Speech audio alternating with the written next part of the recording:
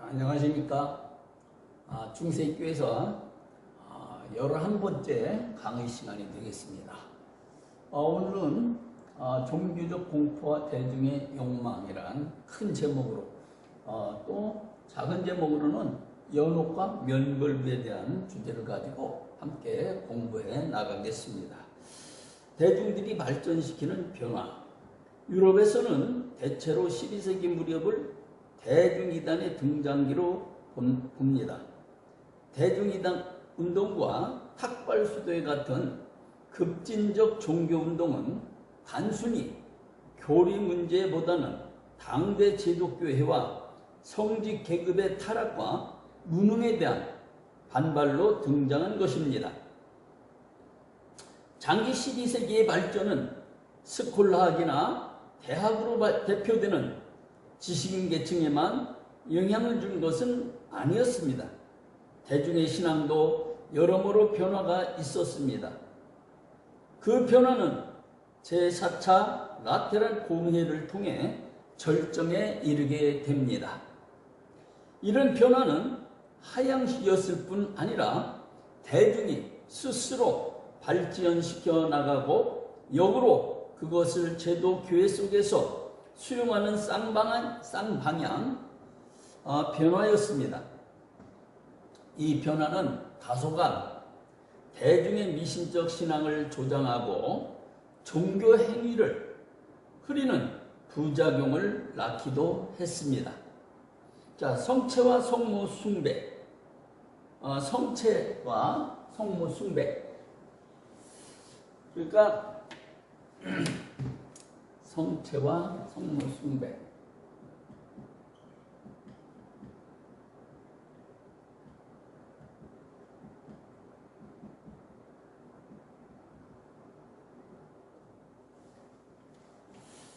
(13세기) 초 화채슬이 카톨릭의 공식 성찬 교리로 확정되면서 미사는 공식적으로 4대 축성을 통해 빵과 포도주가 그리스도의 몸과 피로 변하는 기적의 시간이었습니다. 그러니까 카톨릭에서 주장하는 화채슬이라고 하는 게 뭐냐면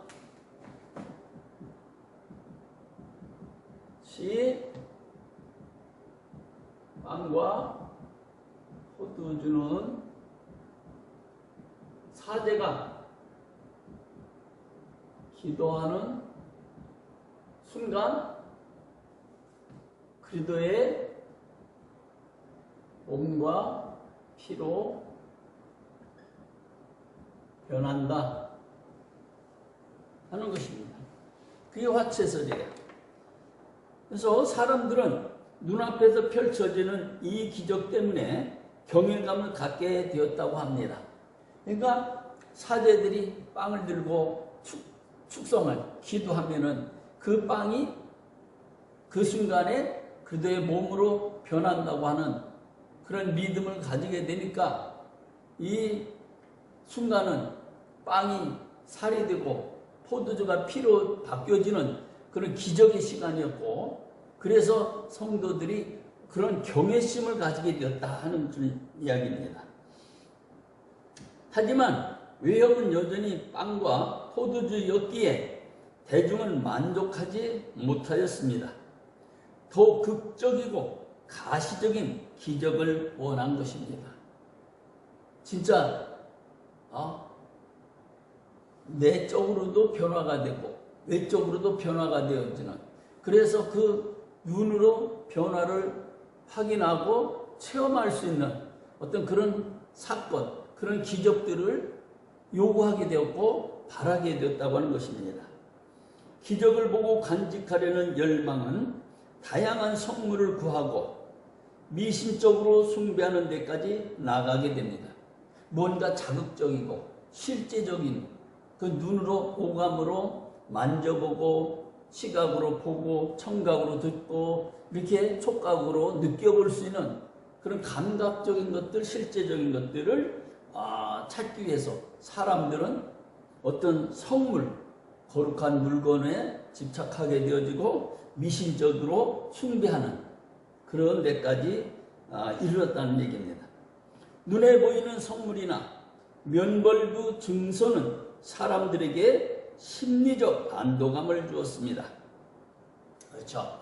뭔가 만져보고 시각으로 보고 귀로 듣고 촉각으로 느껴볼 수 있는 그런 경험할 수 있는 확인할 수 있는 그런 것들 속에서 사람들은 위로를 받게 되어지고 어떤 평안함과 심리적으로 안도감을 느꼈다고 하는 것이죠. 가톨릭의 공식 성만찬 교리로 화채설이 확정되었다는 것은 미사에서 대중이 관객으로 참여하여 기적의 드라마를 보는 종교로 변화했다는 의미가 됩니다. 그래도 어머니 마리아에 대한 새로운 발견이 12세기부터 활발하게 일어나게 됩니다. 중세 전성기 가톨릭에서 마리아 숭배는 급증했으며 이는 남성 가부장제 사회의 한계에 대한 대체물이자 여성 혐오의 원인으로 작동하였던 첫사람 이브를 대신하는 여성으로서 마리아가 등장했다는 그런 의미가 됩니다. 그러니까 마리아 숭배 사상은 두 가지 의미가 있는데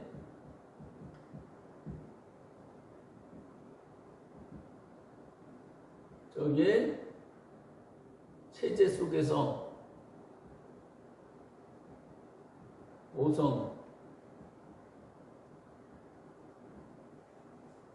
모성을 느낄 수 있는 무엇이 필요했다는 거죠. 가부장적인 그런 제도 속에서 경직되어지고 이런 분위기 속에서 뭔가 따뜻한 감성을 느낄 수 있는 것들을 필요로 하게 되었다. 그 다음에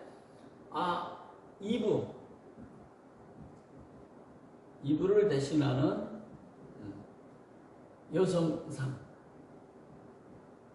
그러니까 여자 하면은 우리가 창세기 나오는 태초에 이브를 생각하게 되는데 그 이브는 상당히 부정적인 이미지를 가지고 있다는 거죠. 우리 아담을 타락하게 했고 또 우리 인류가 원죄를 짓는데 일조했다는 그런 부정적인 이미지를 가지고 있는데 이 예수님의 어머니 마리아의 상을 통해서 오히려 여성에 대한 좋은 어떤 긍정적인 이미지를 구현했다고 하는 것입니다.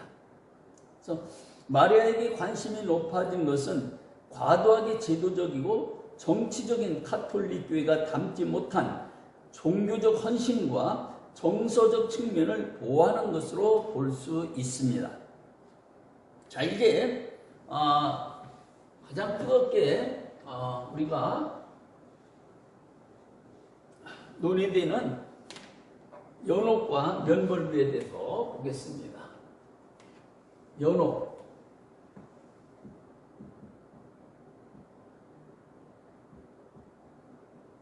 연옥의 주제. 성체 자체가 주술적 변화의 상징이 되고 마리아가 대중에게 과한 공경의 대상이 된 것은 바람직한 현상은 아니었습니다. 그러니까 사람들이 뭔가 이렇게 만져보고 이렇게 감각적으로 이렇게 체험할 수 있는 것들을 거기에 집착하고 그래서 성물을 숭배하고 이런 어떠한 그런 미신적인 우상적인 요인이 등장하게 된 것은 바람직한 현상은 아니었다 하는 것입니다. 현세에 기댈 것이 없는 사람들에게 내세의 약속과 공락은 종교와 미신의 경계를 모호하게 만들었습니다. 그러니까 현실 세계에서 늘 불안하게 살고 고단하게 사는 사람들이 어떤 저쪽 너머에 그 현세가 아닌 또 그 저쪽 너머에 있는 어떤 세계를 그리워하면서 그래서 그런 어떤 신앙을 가지고 자꾸만 집착하게 되니까 종교와 미신의 경계 사이가 모호해졌다. 그런 얘기죠. 자, 특히 14세기 흑사병이 안긴 충격은 손으로 만지고 볼 수 있는 가시적 약속을 더욱 쫓게 하였습니다. 성물 숭배와 면벌부의 폭발적 증가가 그 증거가 되겠습니다. 12세기 이후 중세 카톨릭에서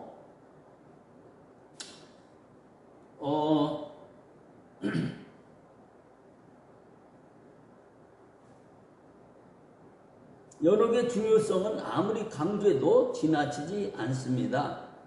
연옥의 존재가 전제되지 않으면 연옥에서 고통당하는 영혼을 구제하는 증서인 면벌부는 필요가 없어집니다. 당시 넷에 대한 믿음은 보편적이었습니다. 그러나 죽음 이후에 대하여는 여러 의문이 제기되었습니다. 이 땅에서 고단한 삶을 죄책으로 여기며 살아가던 사람들에게 죽은 후 곧바로 심판의 구렁텅이에 빠진다는 것은 용납하기 어려운 문제였습니다. 교회는 이런 상황에서 그간 대중 또는 신학자들 사이에서 어렴풋이 제기되던 선한 자들을 위한 천국과 사악한 자들을 위한 지옥 외에 제3의 거처에 대한 관념을 발전시켰습니다.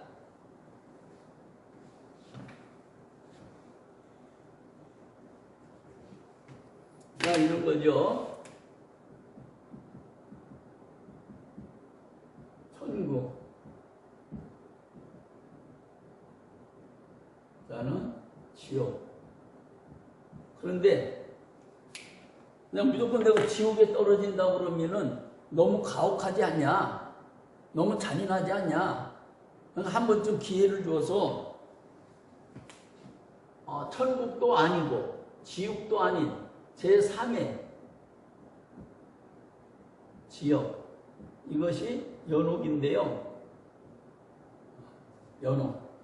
이 연옥에 간 사람들은 그 연옥에서 갇혀 있으면 이따가도 설명이 되겠지만 연옥에 갇혀 있으면서 어떠한 그런 자신의 세상에서 살 때의 죄를 회개하고 뉘우치면서 참여하면서 그 죄들을 정화하는 단계라는 거예요. 정화의 단계다. 연옥에서의. 그래서 그 회개가 완전히 끝나고 거기서 정화가 이전에 지었던 모든 죄들의 문제를 불에 태우고 정화하고 그 죄 문제를 해결했을 때에 다시 천국으로 올라가는 희망을 가진 것이 연옥이라는 것입니다.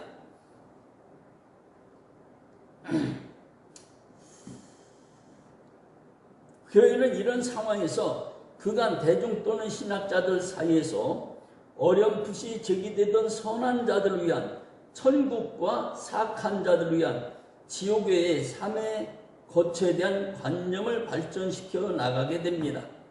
그곳은 낙원처럼 완전하진 않지만 그렇다고 영원한 형벌을 기다리는 것도 아니었습니다. 그곳에서 정화의 시간을 보내면 천국으로 갈 수 있게 된다는 그런 어떤 믿음을 가지고 있었습니다. 이런 관념이 정화하는 불이라는 개념의 연옥을 만들어냅니다. 장소나 공간의 개념으로서의 연옥은 12세기의 산물이라고 볼 수 있습니다. 연옥교리가 서방교회에 확정된 것은 1437년 피렌체 공회였습니다. 단테에 의하면 지옥은 희망이 없는 곳인 반면 연옥은 새로운 세계로 들어갈 수 있다는 희망이 존재하는 곳이었습니다.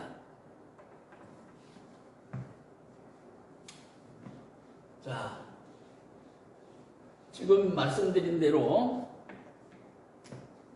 여기 천국입니다. 여기 지옥입니다. 그러면 이렇게 떨어지는데 여기 연옥에서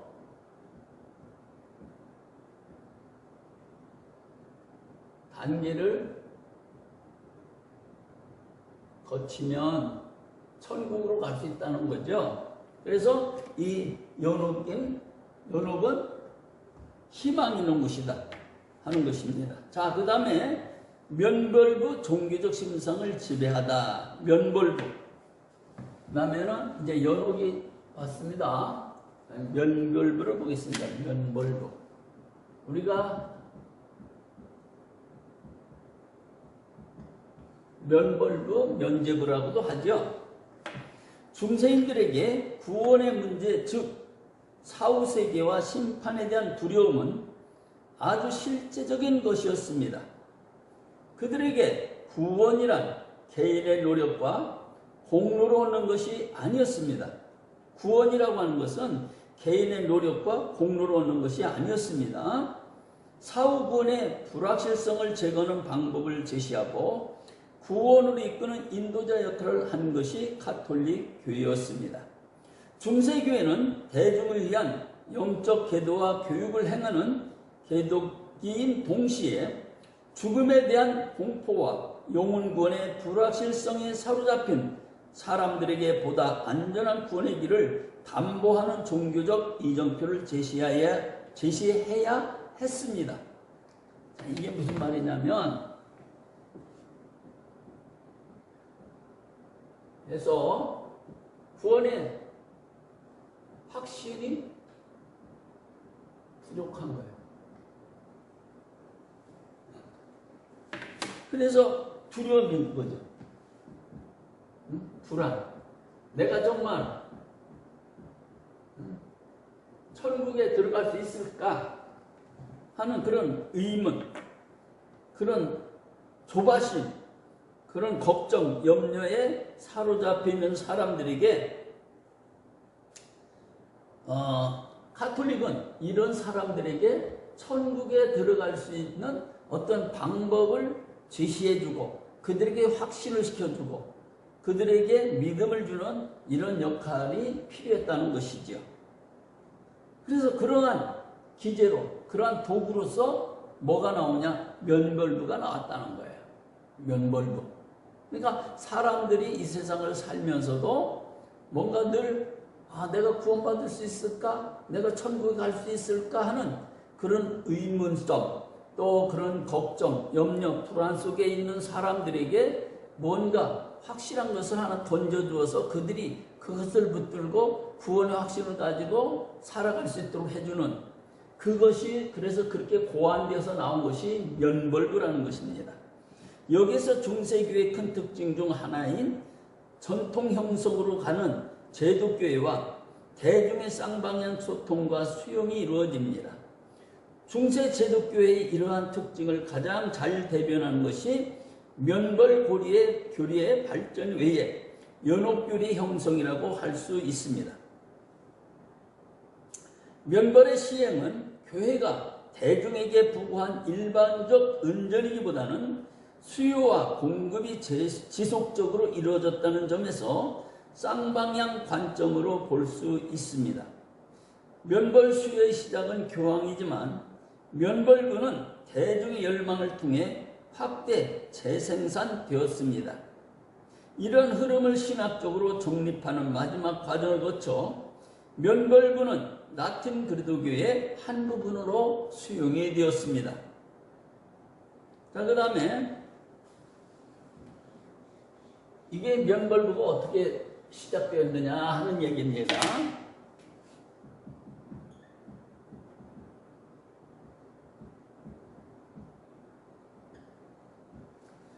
자, 십자군과 면벌부 얘기입니다.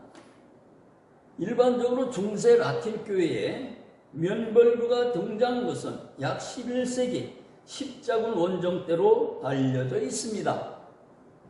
중세 가톨릭 교회에 따르면 한 사람이 고해 성사를 하면 그가 범한 죄는 신의 은총과 사죄의 권한으로 사해집니다.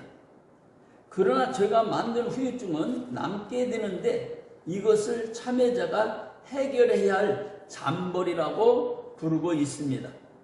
잠벌은 고해한 사제가, 그러니까 성도가 와서 자신의 죄를 고백하고 하면 사제가 그 고백을 듣고 사죄선을 했는데 여기서 그런 사제를 고해사제라고 부르고 있습니다.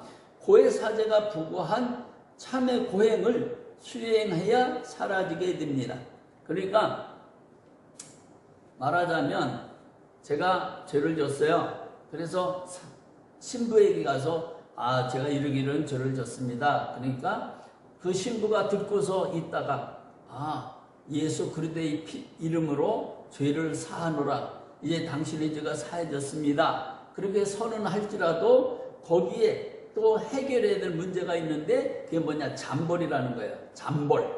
근데 이 잠벌은 어떻게 해야 완전히 없어지고 효력이 상실되어지고 사라지느냐는 거죠. 그러면 고해사자가 죄의 경중에 따라 죄의 무겁고 가벼움에 따라서 명하는 금식을 하든 기도문 암송을 하든 성지순례를 하든 지던교회 순례를 하든 자선 행위를 하든 이런 어떤 적절한 어떤 그런 벌을 내릴 거죠. 일주일 동안 금식하며 기도하십시오. 일주일 동안 어디 기관에 가서 사회 봉사하며 뭐 밥을 퍼주십시오. 청소해 주십시오. 이렇게 하면 그것을 행했을 때에 남아있던 잠벌이 해결된다고 하는 얘기예요. 그래서 일생 동안 다 해결하지 못한 남은 잠벌은 그 분량만큼 연옥에서 아까 연옥에서 그러니까 잠벌이 남아있어요. 그래서 그걸 다 잠벌이 있었는데 그걸 다 살아있는 동안 해결하지 못하면 죽어서 연옥에 가서도 이 잠벌을 해결하도록 거기서 끊임없이 회개하고 기도하고 정화하는 단계를 거쳐서 구원을 받고 천국에 들어간다고 하는 얘기인데 이렇듯 잠벌은 참의 고행이라는 대가를 요구하게 됩니다.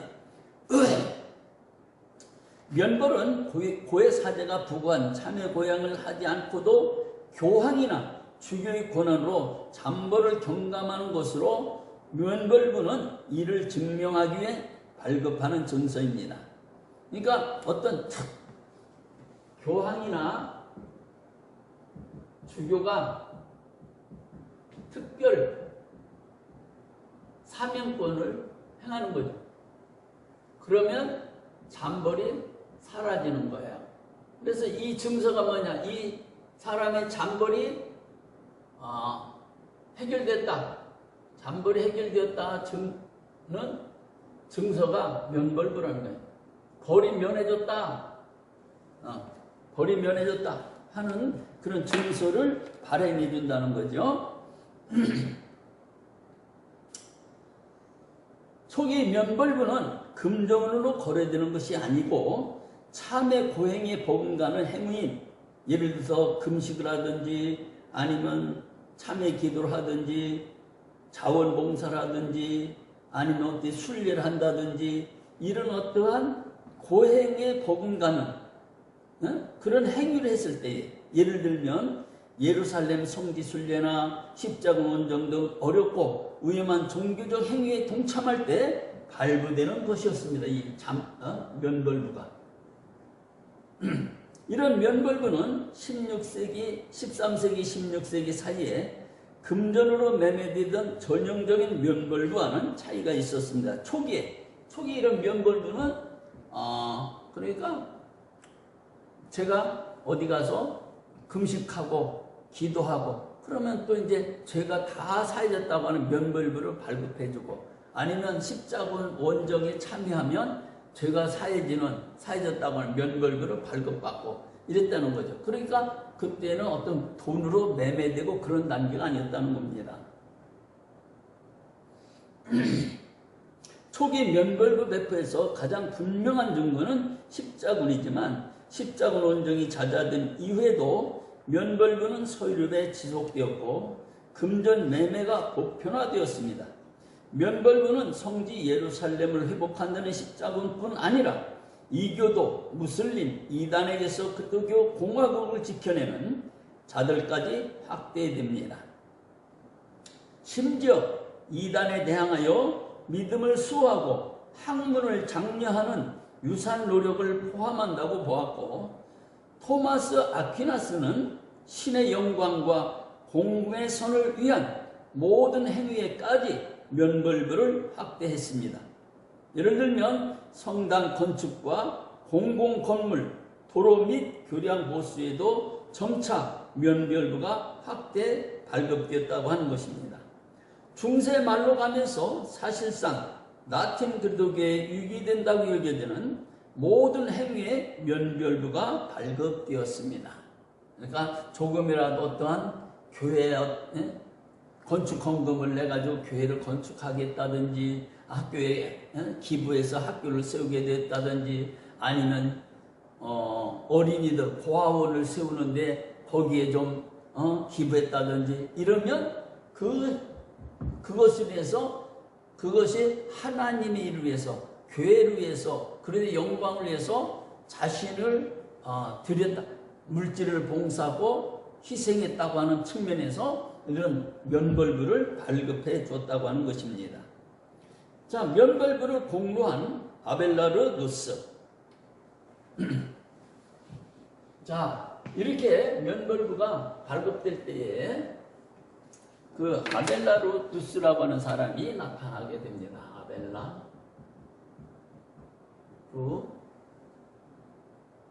아벨라르누스.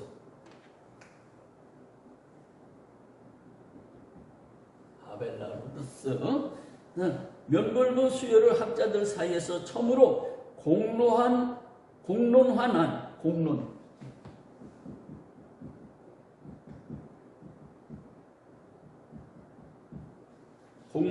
사람이 누구냐면 파리 대학의 교사 아벨라르누스로 알려지고 있습니다.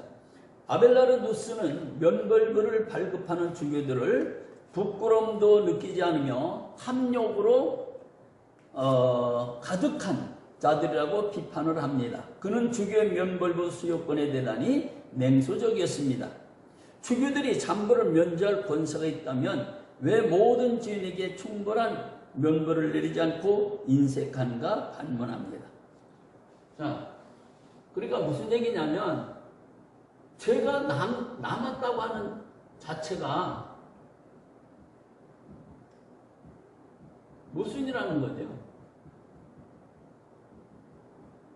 사제의 권한이 그렇게 죄를 살 만큼 사제의 권한이 크다면 사제가 완전한 면벌을 할 것, 면벌. 죄를 용서해주면 될 건데 왜 다시 면벌부를 발급할 정도의 그런 잔부를 남겨두느냐 그런 지적인 것 같습니다. 자, 정당화되는 면벌부 개념. 면벌부에 대한 본격적인 학문적 논의는 12세기 중반부터 페트루스 롬바르두스의 명제집과 그르티아누스의 교령집 등을 주석하면서 이루어집니다. 학문의 장에서 공론화되었을 즈음 면벌부의 유용성과 유효성에 대한 합의는 기본적으로 이루어진 상태였습니다. 물론 우선 신학자들과 교회법학자들 모두 참여자들의 참여 고행을 대체할 수 있는 대체제의 필요성에 공감하고 교회 무한한 공론을 통해 이런 대처가 이루어질 수 있다는 가능성을 확인하게 됩니다. 고해성사에서 관용의 신은 영원한 지옥의 형벌을 받아야 할 죄는 면제해주지만 공의 신은 죄가 낳은 문제 배상을 요구합니다. 그러니까 이런 얘기죠.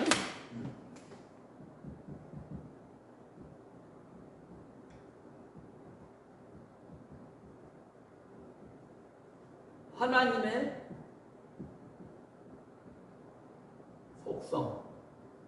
속성, 사랑의 속성은 죄를 용서해요.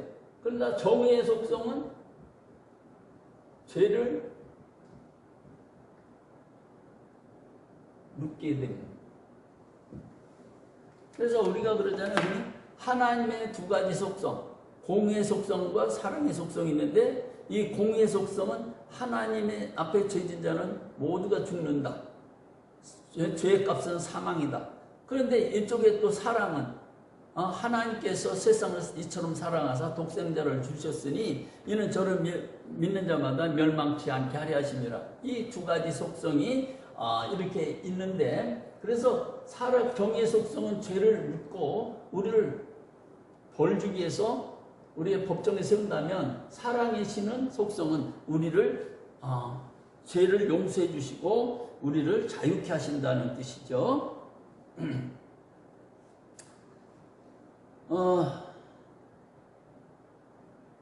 중세 참회 규정서는 죄의 경중에 따라 1년, 3년 또는 7년을 금식하도록 규정했습니다. 하지만 몇몇 중한 범죄들은 일생 동안의 참회로도 다 충족할 수 없는 죄가 있습니다. 이때 교회가 그 회개하는 자녀들을 위해 연약함을 감당한다는 것입니다. 그러니까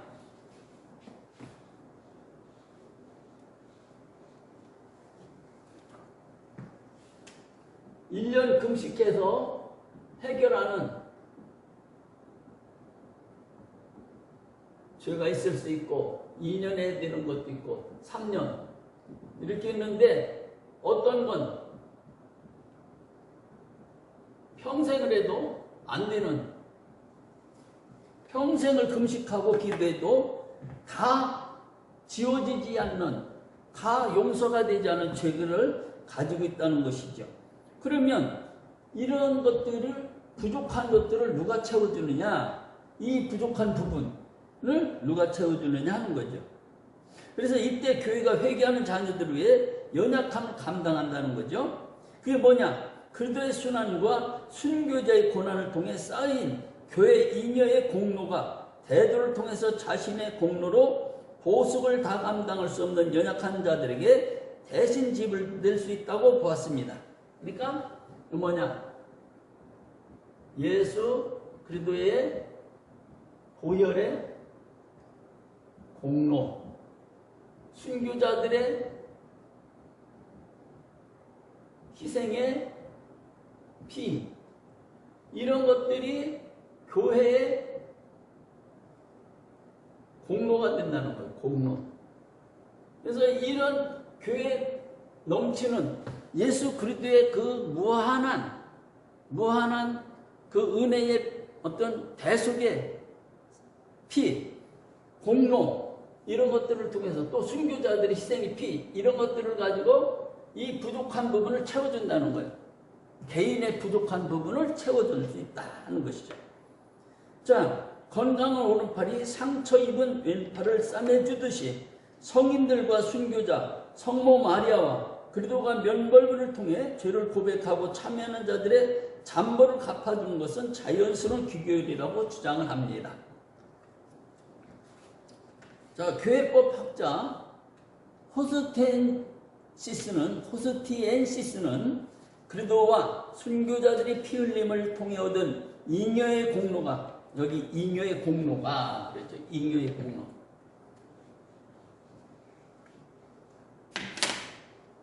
예수의 보혈, 희생이, 이게 잉여, 남는 공로라는 얘기죠. 남는 공로. 그래서 이걸 공로의 보고, 교회 창고에는 이런 잉여 공고가 교회 창고에 가득하게 쌓여있다는 거예요. 개인의 어떠한 그런 공로는, 내 공로는 부족해요. 그런데 예수 그리스도께서 우리를 위해서 흘리신 그 십자가의 보혈의 공로, 또 순교자들이, 수많은 순교자들이 흘린 피의 값, 이런 것들이 교회에 어떤 그 창고에 가득하게 쌓여 있어서 이것으로 그 개개인의 부족한 부분들을 채워준다고 하는 그런 사상입니다. 그래서 보물창고 열쇠를 교회가 소유하고 있어 필요할 때에 사용할 수 있다는 공로의 보고 원리를 상세히 기록하고 있습니다. 1343년 1월 27일 교황 클레멘스 6세간 교서 우니게니투스에서 공로의 보고를 공식 인정하면서 면벌부 이론의 역사적 발전은 그 정점에 이르게 됩니다. 그리스도는 십자가 제단의 희생제물이 되어 보배로운 피를 모두 흘렸습니다.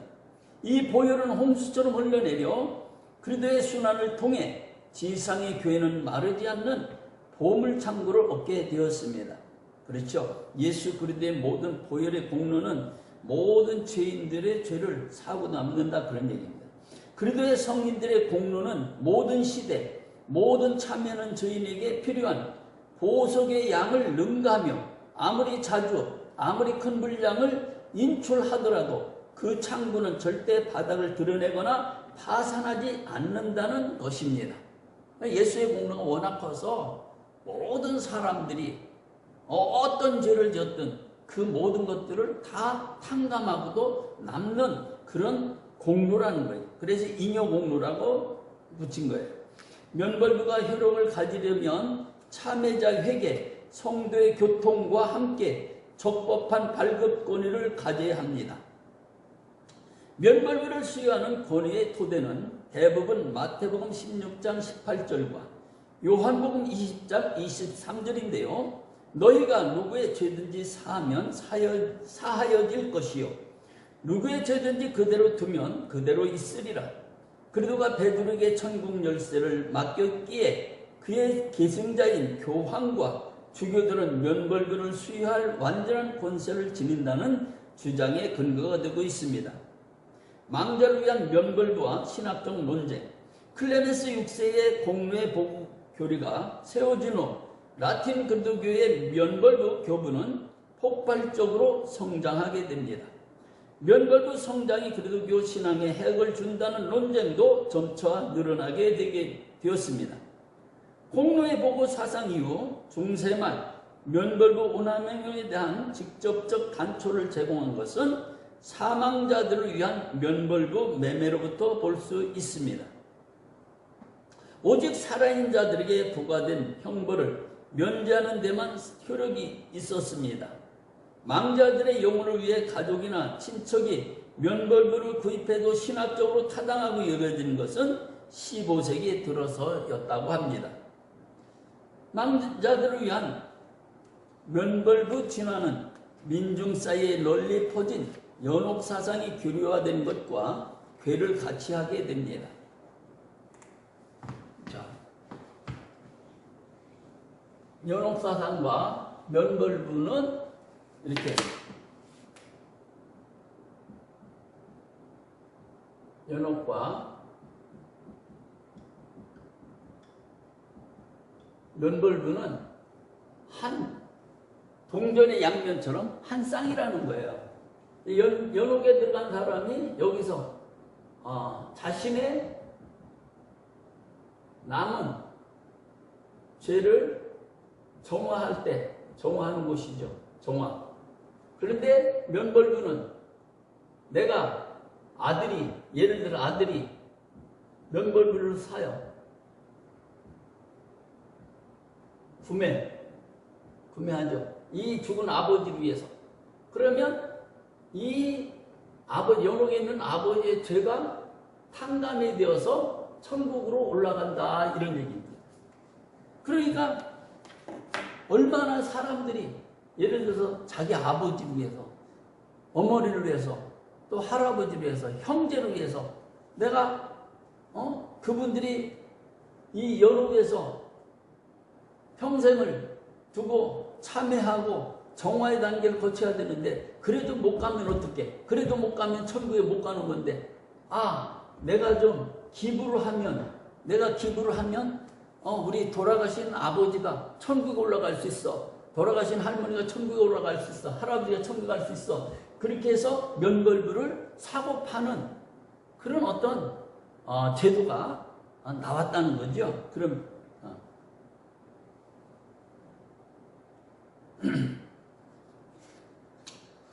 이 문제는 민중사회에 널리 퍼진 민간신앙, 이를 종교적 착취수단 변질시킨 면벌수사의 행태, 재정적 요인들을 고려한 교회 묵인 등이 맞물려 이루어졌다.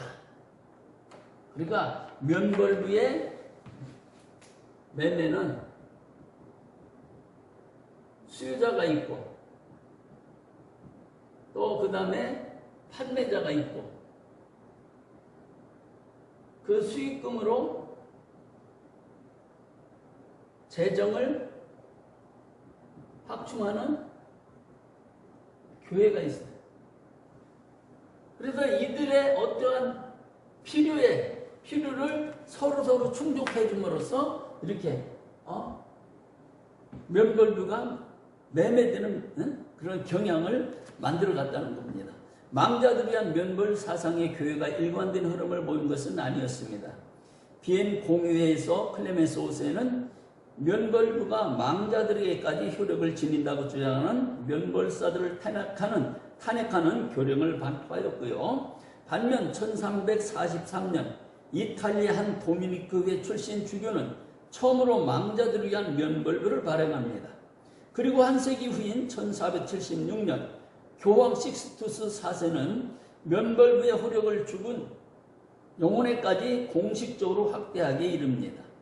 신학적 불명확했음에도 망자들에게까지 효력이 확대된 것은 분명 대중의 요구와 시장의 힘이 작용했기 때문입니다. 그러니까 우리가 뭐든지 그렇잖아요. 수요와 공급이 법칙이라고 해서.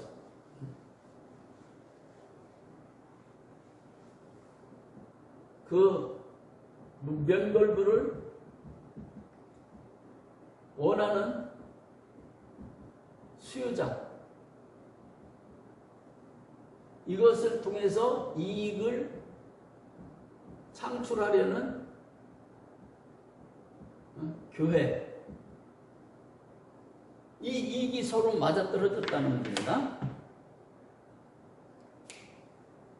망자를 위한 면벌부 논쟁의 핵심은 과연 교황이 망자에 대한 치리권을 가지고 있느냐와 교회가 연옥에 있는 자들에게까지 공로의 보고를 나눠줄 수 있느냐는 점이다. 망자들을 위한 면벌부의 옹호론자들은 그 권리가 교회에 부여되었다고 보는 반면 반대자들은 부정합니다. 망자들을 위한 면벌부의 효력을 부정한 보나벤투라가 프란체스코의 입장을 대변한다면 도미니크 회의의 알베르투스, 마그누스, 토마스 아퀴나스, 프라이부르크의 요한 등은 망자를 위한 면벌부를 수용하고 있습니다. 이와 같이 가톨릭 안에서도 두 어떤 주류가 부딪히고 있습니다. 보나벤투라는 망자들을 위한 면벌부가 성립하기 위해서는 첫째, 교회 공로의 복으로부터 연옥의 보석에 대한 면제가 이루어져야 하며, 둘째, 망자를 위한 사법적 권한을 교회가 가져야 한다고 보았습니다. 그러니까 망자에 대한, 죽은 자에 대한 치리권까지 교회가 가지느냐, 그들의 영혼을 관리할 수 있는 그런 어떤 권리가, 또 그들을 재판하고 그들의 어떤 죄에 따라서 어떤 판결할 수 있는 그런 재판권, 사법권이 교회가 가지고 있느냐 하는 문제들을 제기했다는 겁니다. 망자가 교회의 치리권 하에 종속되지 않기 때문에 죽은 영혼을 위한 면벌부는 실제 벌의 사면이 아니라 하나의 태도, 기도 행위로 보아야 한다는 것입니다. 반면 알베르투스 마그누스와 토마스 아퀴나스는 망자들을 위한 면벌부의 타당성을 수용하고 있습니다. 연옥에 있는 자들은 여전히 구원의 과정이 있습니다. 자, 이게 중요한 거죠. 있는 자도 구원의 과정 속에 있다.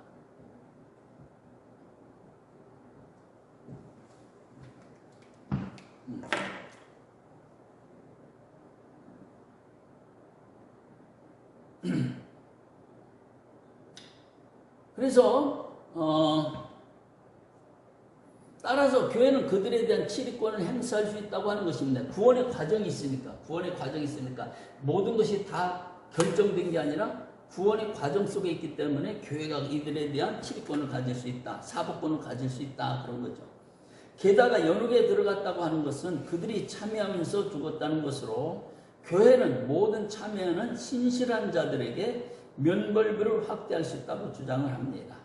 알베르투스 마그누스는 면벌부가 산자나 망자나 상관없이 영혼이라 부르는 모든 사람들에게 효력을 발휘한다고 보았습니다. 이런 망자에 대한 면벌부의 타당성 논쟁은 면벌부가 제기한 가장 격렬한 이론적 문제로 중세의 말과 루터의 종교개혁기까지 내내 이어져 왔습니다. 살아있는 사람들이 이미 세상을 떠난 망자의 영혼을 도울 수 있다는 믿음은 엄청난 변화를 가져왔습니다. 살아있는 사람, 이 땅에 있는 사람이 죽어 땅에 묻힌 사람들을 위해서 뭔가 할 수 있다고 하는 것, 이런 믿음은 엄청난 변화를 가져왔다고 하는 것입니다. 13세기 이후 유럽에는 죽은 가족이나 친족의 영혼을 위해 기도하는 챈트리가 생겼습니다. 챈트리가 뭐냐면 대부분 부유한 휴교인이 자신이나 죽은 가족을 위해 정기적으로 기도하는 사제에게 급여를 지불하고 고용하여 운영하는 처소였습니다. 그러니까 뭐냐면 죽은 자들을, 사제들을 자기가 고용해서 월급을 줘요. 그리고 한 곳에서 죽은 자들 위해서, 우리 죽은 가족들, 우리 조상들 위해서 기도해달라고 해서 기도하는 중복 기도를 하게 하고 끊임없이 기도하게 하고 거기에 어떤 고용해서 돈을 지불하는, 월급을 지불하는 그런 것을 챈트리 제도라고 말합니다. 면벌부의 사회적 기능. 중세인들에게 죽음과 심판의 문제는 실제적인 고민거리였습니다. 이게 이론적인 거나 추상적인 것이 아니라 이 사람들에게는 상당히 심각한 또 중요한 영혼의 실제적인 문제였다는 것이죠. 죽음과 심판의 문제. 문제는 실제적. 그러니까 이 사람들은 이 부분에 상당히 그런 두려움과 불안을 가질 수가 있었죠. 그래서 교회가 구원의 길로 제시한 성사와의 준수 외에도 대중은 좀 더 안전하고 완전한 내세로의 여행을 위해 자구책을 마련했습니다. 그러니까 확실한 어떤 증거가 필요하고 확실한 어떤 확신과 믿음이 필요했는데 그것을 자구책을 마련했다.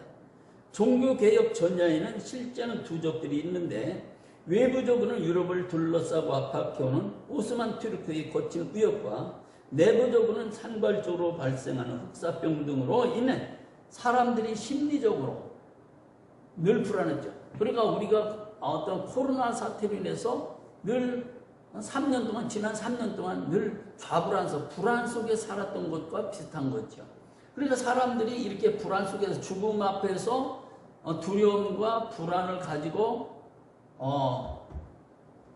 그 구원의 문제에 대해서 깊이 생각하고 고민하지 않을 수가 없었다는 거죠. 이에 대중은 어느 시기보다 성물 수집과 숭배 등 미신적인 신앙 행위에 몰두했습니다. 그러니까 뭐 십자가를 걸어놓고 우리가 그런 거 있잖아요. 운전하는 사람들이 십자가 걸어놓고 이게 차 지켜줄 거야, 안전을 지켜줄 거야, 그러면서 위로받는 것처럼 어떤 성물 수집과 숭배 등 미신적인 신앙 행위에 몰두하게 되었습니다. 단선적으로 보자면 당시 면별부의 대규모 판매도 선업을 쌓아 신의 진로를 나래 면하고자 하는 대중의 두려움과 이를 활용한 교회의 이해관계가 낳은 산물입니다. 보화를 하늘에 쌓아두는 가장 구체적이고 안전한 자선 행위가 바로 면벌부 구입이었기 때문입니다. 면벌부는 연옥에서의 고통의 시간을 획기적으로 경감시키려고 현세에서 투자할 수 있는 가장 배당률이 높은 펀드와 같은 것이었습니다.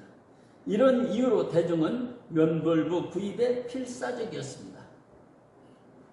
그러나 이러한 현상 뒤에 숨겨진 본질적인 내용을 지적해 보겠습니다. 왜 중세그리 면벌부가 활성화되었는가? 이 질문에 중세교회가 제시하는 구원관의 본질적 한계를 지적할 수밖에 없습니다. 왜 그렇게 사람들은 면벌부에 집착하게 됩니까?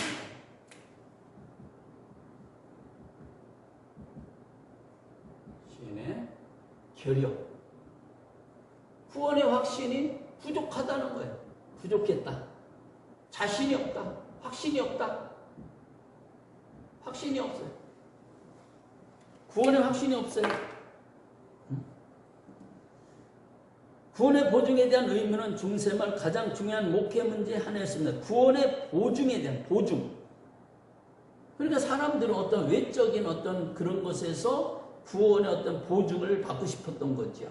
그러나 우리는 성경에서 하나님의 말씀, 예수님의 말씀을 통해서 구원의 확신을 가지게 되었고 보증을 받게 되는 거죠. 근데 이때 사람들은 그 성경 말씀을 통해서 구원의 확신과 보증을 받은 것이 아니라 외적인 어떤 것을 통해서 기제라든지 어떤 사람들의 어떤 그런 약속이라든지 이런 걸 통해서 구원의 확신을 얻으려고 했다고 하는 것이죠. 그런 면에서 면벌부는 연옥에서의 고통의 시간을 획기적으로 경감시키려고 현세에서 투자할 수 있는 가장 배당률이 높은 펀드와 같은 것이었습니다. 그리고 사람들은 그 면벌부를 구입하기 위해서 필사적이었습니다. 그러나 구원의 보증에 대한 그런 확신이 없었다. 교회는 천국을 향한 여정에서 성사와 전통이라는 권위 있는 안내자들을 곳곳에 배치하여 도움을 주고자 하였습니다. 종교개혁은 이러한 성사와 전통을 중심으로 하는 중세교회 심성 흐름에 반기를 든 것이고요. 면벌부도 중세 이런 종교적 심성을 가장 잘 반영하는 제도로서 생겨나고 확장되었습니다. 고위 성직자들과 학자들이 이런 대중들의 심성을 반영하여 계속해서 교리의 진화를 가져왔습니다. 면벌부는 중세인들은 깊은 종교적 불안을 매개로 자라는 중세 종교의 전형이라 할 수 있습니다. 그러나 400년 이상 유지된 제도라면 그 효용과 가치도 주목해야 합니다. 중세 가톨릭 교회를 바라볼 때 구원을 담보한 그들의 몸으로서의 종교적 특성을 지닌 교회와 실질적인 자선과 교육 등 사회적 기관으로서의 교회를 분리해볼 필요가 있습니다. 면벌부를 바라볼 때 놓치기 쉬운 부분이 면벌부가 가진 사회적 경제적 기능입니다. 경제적 측면에서 면벌부 판매자금은 종교시설이나 구빈시설 건축뿐 아니라 학교 설립에까지 사용되었습니다. 이 점을 본다면 면벌부의 사회적 경제적 영향력을 과소평가할 수 없다는 것입니다. 지금껏 면벌부는 연옥의 형벌을 제하는 영적 사명 기능으로서 교회와 신학자들 사이에서 정당성을 둘러싼 논의로 인식되었고 그 오남용에 대한 비판이 주를 이루었습니다. 하지만 면벌부를 둘러싼 다른 형태의 실전적 항목인 사회적 자선, 구호 및 교육 인프라 구축에 활용된 적극적 형태 역시 존재하고 있습니다. 물론 이것이 중세 말에 만연한 미신적 대중신앙 행태를 정당화하지는 않습니다. 연옥신앙, 미신적 성물이나 성인 숭배 등이 대중 사이에서 걷잡을 수 없이 확산되면서 면벌부는 가톨릭교회 타락의 상징으로 지금껏 인식된 것입니다. 면벌부는 중세인들의 두려움과 종교적 욕망을 매개로 태어나고 자랐습니다. 그 두려움과 욕망을 제독교회의 권위, 성인과의 교통, 그리스도인의 참회 헌신이라는 기제를 통해 정당화했습니다. 그 결과 중세인들은 제도 종교가 약속하는 손쉬운 구원의 방식을 쫓아 분별 없는 종교적 욕망을 표현했습니다. 자, 오늘 강의 여기까지입니다. 감사합니다.